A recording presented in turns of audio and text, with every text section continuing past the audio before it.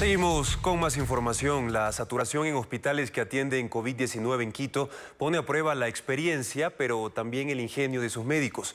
Carla Delgado nos cuenta que en el Hospital IES Quito Sur utilizan un artefacto desechable para evitar que más pacientes lleguen a terapia intensiva. Veamos de qué se trata.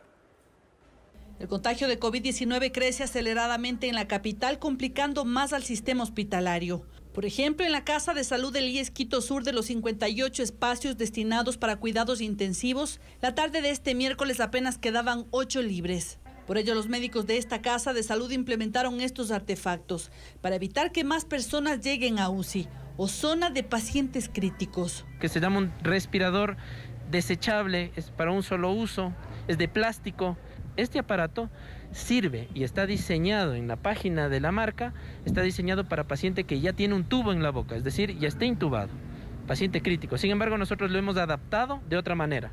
Como de esa presión, lo hemos adaptado con una mascarilla que se llama mascarilla para ventilación no invasiva, lo adaptamos y da una presión. Su efectividad hizo que el hospital incluso adquiera más de estos respiradores.